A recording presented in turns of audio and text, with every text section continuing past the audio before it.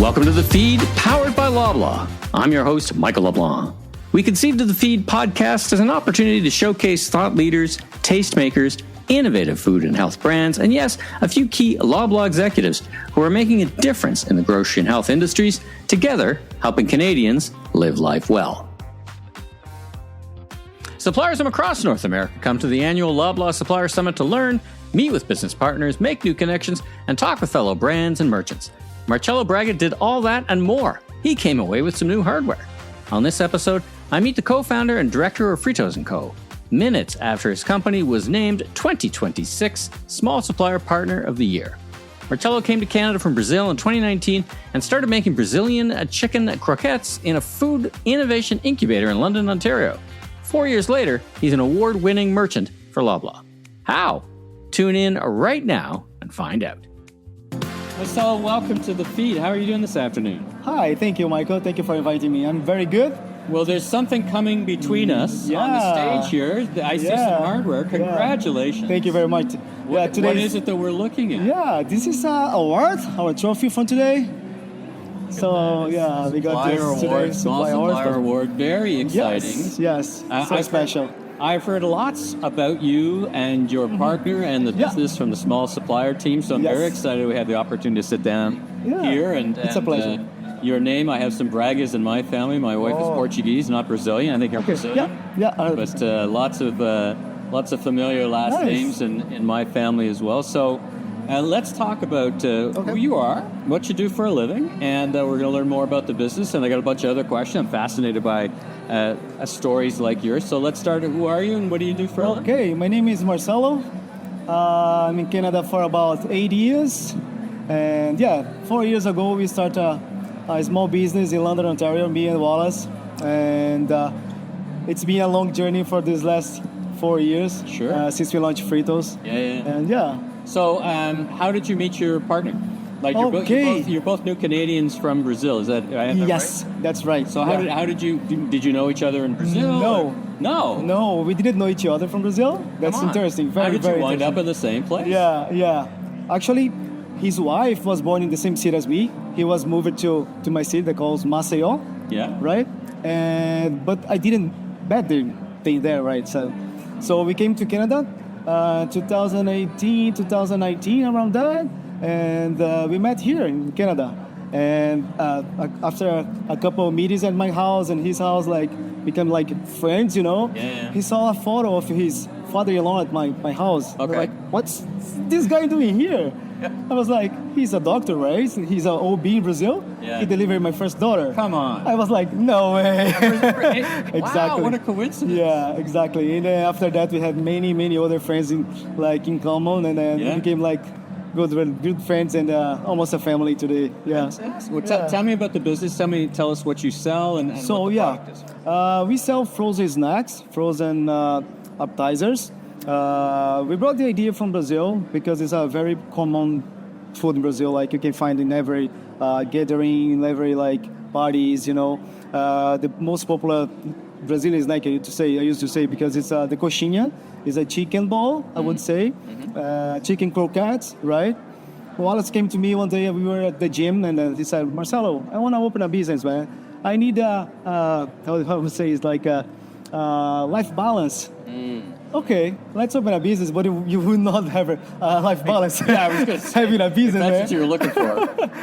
I'm not so sure. that happens. So today, in the fullness of time, you will have beautiful balance. Right? Yeah. I often find with entrepreneurs like yourself that there's a meeting or an intersection of the personal and the professional. Yeah. So you came to Canada as a new Canadian, and something was missing.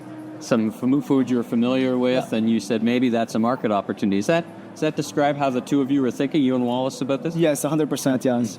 I was an entrepreneur in Brazil. I had a couple restaurants. I used to build a restaurant and sell it after validate. And then since I came to Canada, we have to do some steps to be a Canadian, right? So I was employee in some restaurants, but I never gave up of the idea to have my own business, right? Wallace came to me with some ideas as well. Okay, let's do something, let's do something. And then I thought about this product, actually, because I see there is a huge market for this kind of product here in Canada. Something that's very easy to bake, no hassle. Just and what gave you the confidence? Like the food business is a tough business. It's a tough business. You got to make an interesting. You got to make a product. It's got to be interesting. It's got to be delicious. It's got to fill a gap on the shelf. The shelves are pretty full today. But what gave you the confidence that together you two could you saw that opportunity? Was it just so clear that there's an opportunity, even from folks from Brazil or Portugal who are maybe missing that product, they might be the first consumers, but talk about that. Yeah, of course. We always have to believe in ourselves, right?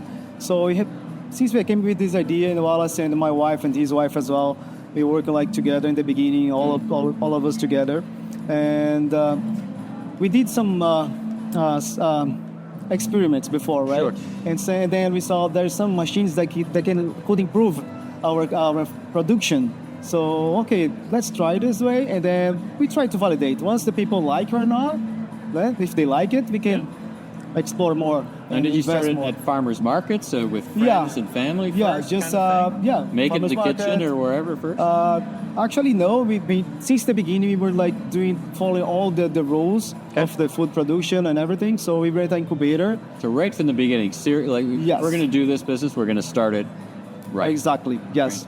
Right. And then we started, and all the Brazilian people was like, okay, I cannot find a Brazilian food here, and everywhere were like, we are so thankful for all the Brazilian community because they came to us very, very friendly. You're early adopters, so to speak. Right? It was amazing since the beginning. Yep. And after that, of course, Loblaws believed in us and came to us. And I want to talk about that. Okay, it's particularly impressive. I mean, the journey's taken you to win this Small Supplier Award. I know. There's a lot of suppliers at Loblaw, so that's a pretty significant milestone. As you think about how do you blend, and maybe this is not the right question to ask. Mm-hmm. Maybe it's not correct, but are there Brazilian flavors that translate well into the Canadian market, or do you adjust to the local tastes and flavors? I know when I think about products from Mexico, for example, they tend to be hotter and sweeter. And often at times that's dialed down a little bit. Is there anything like that in your products? What makes our product unique, special is the dough, right? Something very unique from Brazil. And we brought this recipe from Brazil, and we tried some Canadian flavors as well, right? For example, pulled pork and the pizza bites. Right. And since the beginning, let's launch the real flavor from Brazil, the coxinha, the chicken one, and also the cheese balls, because everyone loves cheese, right? Right. So let's set up the family and do pulled pork as well, and also the pizza bites. Yeah, and you wouldn't find the pulled pork in Brazil. No, nobody knows what it is. Nobody knows. Right. We know, of course, pork. Is that an opportunity for you of some kind? 100%. Why not? Go back to Brazil and say, I don't want to go back to Brazil, but Well, I mean, of course, 100%. Yeah, we used to, when we go to Brazil, we do some pulled pork with coleslaw. Nobody knows what is that. It's so delicious, Interesting.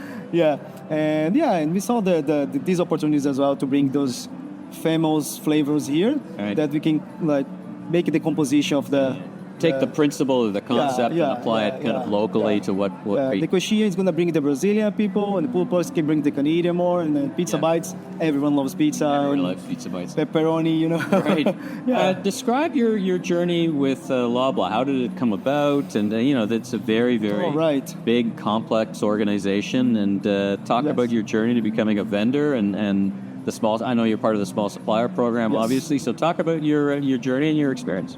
Yeah, we were discovered by a real Canadian Special Store manager in Windsor. His name is Keith. Yeah. I would never forget his name. And he came to at this time was the small local food program, right? Right. With John Verboom. And John Verboom found us in our incubator and came to us, okay, can I visit you guys? Okay, of course, come to visit us. I was like, okay. But as I told you before, we were ready. If you want to plan something, do something, be ready for the opportunities. So when they come to us, when Loblaws came to us, we were ready. We had the packaging. That got right back to your idea. Everything. You had the machines. You had started off right. I mean, that is often a challenge. Is suddenly it's an opportunity, but how do I scale to meet the opportunity, right? But at this time, it was just me and Wallace doing everything. Since having a balance of life, too, apparently. And we had the packaging, like GS1, we had the nutrition facts, everything like doing properly. And then once they tried, and John Verboek brought some to the head office with all the team. They love the products. Yeah. Okay, let's start the trial with 4 stores. And at the first day, we promoted with a demo, and the Brazilian community came in like 100 people. Come and support you. In 20 minutes was sold out. Wow. And it was so amazing the way the people like and support us, And I used to get some calls from some clients I never met before. Marcelo, I'm here organizing the bunker. It's kind of mess. I cannot find something. Okay, what's your name? Sorry. Thank you very much for your help. I don't know you, but thank you. Yeah, thank you. And people feel like, okay, it's a Brazilian. It's like it's from my country. They feel like they're part of the mission, part of the helping. This is amazing. I can't have you on the stage without talking about your perspective around unique international flavors on the shelves here in Canada. Do you see opportunities every day? Do you think Canadians have a good appetite? I mean, there's a people who come from Brazil or wherever who it starts there. But is your experience that Canadians have a broad appetite for international and different flavors? Yeah, of course. We are here to bring, I used to say, we are here to bring innovation. Everything Brazil has better, I would say, on the food side, we want to bring to Canada. For example, we are bringing out some 2 new products from Brazil. Have you heard about acai bowls? Sure. Yeah, we have now acai bowls, and we're gonna do also some acai popsicles and acai bites with chocolate, covered with chocolate, some cubes, and with protein, and different flavors. And of course, a great appetite for new flavors and interesting innovation and things like that. Exactly. Yeah. So if you and I were sitting on this stage 5 years from today, what would you like people to think about your company, Fritto & Co. today? What would they be thinking about your company? Oh, well, 5 years. In 4 years, we came here come a long way in 4 years. Yeah, a long way for that. We have around 2,000 stores, and we are today in Mexico and Panama, and I don't know, in the 5 years, we're going to be all around the world. Yeah. We have meetings in Japan and Korea, and we are product lines and all kinds of things. Very committed to make this business grow and grow. Yeah. Last question for you. Okay. For other entrepreneurs, food entrepreneurs starting out or already in mid-stream, advice for them. I mean, you've been very successful, but what kind of 1, 2, or 3 things would you say, listen, if you're going to be a food entrepreneur, this is what it's going to take to be successful? Yeah. I used to say the truth, right? It's not easy, but if you have passion, if you put your soul in it, right? Because people used to say, oh, there's a lot in the market that I will not do this. People said to me in the beginning, there's a lot of coxinhas somewhere. Okay, but I'll do my way. I'll put my soul in it. So this is the difference. People used to just to copy or just bring something like very boring, You need to put passion on it, and consistency. Consistency, keep the way it is. Passion and consistency. Yes. What have you learned about the trade? I mean, you've discovered working with, I guess there's some things that just need to be done. Let's call those table stakes. But what makes you different? I mean, what would you advise, say, if you're going to do this 1 or 2 things, you try to get listings or try to grow? What's the most, if there's I don't know if there's a formula at all for this, but what's your advice? I think is our team. Our team is incredible. It's incredible. Get the right people behind you. Right people behind us, and also relationship. We love doing relationship with all the stores. You know what we used to do? Every new store we got, like a new No Frills in Alberta. Okay. We used to visit every store. Wow. Just to shake hands and know the owner. Meet the people. Or the manager. Okay, this is me. I'm the founder of this product. Let me know what you need, what you think. Some flavors works better in a place. Some flavors work better, and try to understand them, right? And show my face. This is me. This is business, but there's a person behind. Food is a very personal. I think it's great advice because I think sometimes, the product can be sit on its own without the personality behind it, which I think is very, very important for and we for have products at all scale, but particularly starting out and your particular flavor. And I can see the personality behind 100%. Yeah, I can't stop saying about all the support Loblaws gave to us since the beginning, and especially John Verboom, because he was the first person to deal with us every day, Right. And always giving us like some tips about demos. Okay, this store, this is a demo, this store, this is a demo. We love doing demos. We love being the demos, me and Wallace especially, and see the people's reaction trying the food, We have some a sweet line as well. We have churros filled with some dulce de leche or chocolate, or and see the people like put in the mouth and the explosion inside the mouth. So it's like the best feeling. Amazing. After this is the best feeling. Well, listen, congratulations on thank you very much. Success and the journey you've traveled so far. Thank you I wish very you much. much success on the future It's a journey. pleasure being here. Yeah. When we're here together in 5 years, that everything you've worked so hard is actually happening. So thanks again. Thank you very much. Thank you for that. Thank you for inviting us. Thanks for tuning in. If you like this episode, be sure and follow us and give us a 5-star review in your favorite podcast app, and tell your friends and colleagues all about us. New episodes of the feed powered by Loblaw will show up regularly on your favorite podcast app and on the Loblaw's Company's Limited YouTube page, where you can watch the full video of each episode. I'm Michael LeBlanc, consumer retail growth consultant, keynote speaker, media producer, and host of a series of retail trade podcasts. You'll learn even more about me on LinkedIn. Safe travels, everyone.